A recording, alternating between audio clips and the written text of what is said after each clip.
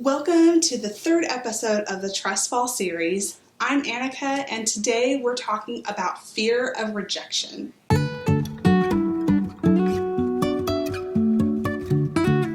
Now, in our last episode, we talked about fear of failure, but this time I want to talk about rejection because that's a whole nother feeling that a lot of kids get. The social stigma of rejection is so prevalent with our kids. They are always worried about being rejected by others in their peer classes and even by their teachers, their parents, and anybody else.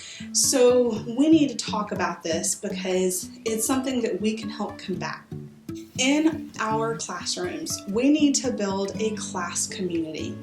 This is the best way to combat rejection. It is so important in a safe space for a student to feel welcomed and invited in to this community. So let's talk about how to build a classroom community that celebrates when students take risks without the fear of rejection. One thing you can do is to have a class celebration sound or hand motion, something like maybe snaps.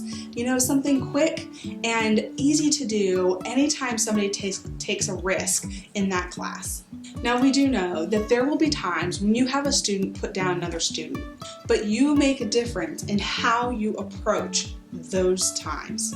So when a student puts down another student, I wouldn't just wait till the end of class to talk with that student one-on-one, but make it a priority to have a whole class discussion on what your expectations are on how they treat each other.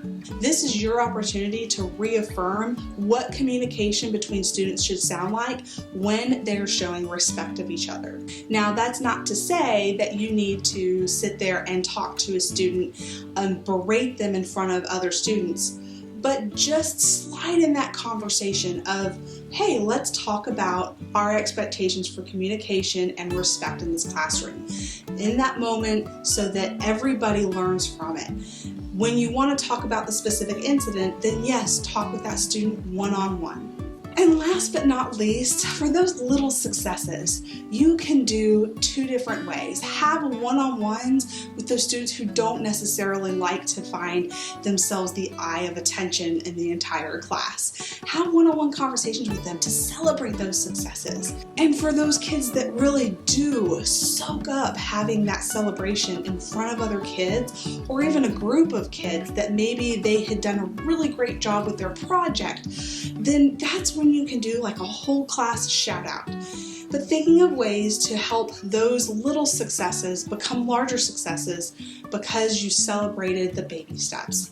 It's extremely important for kids to feel that if they are accepted in those, that they can do greater things. So all of these ideas are to help students diminish their fear of rejection in the classroom because you celebrate even the little things. Thank you guys for watching. If you have some ideas or things that you've done in your classroom to help students completely wipe away that fear of rejection, share about it in the comments. Let's use the comment section to continue this as a community so that we can network with each other and share ideas so that everybody can help one another in education. Thanks again for watching, and I'll see you next time.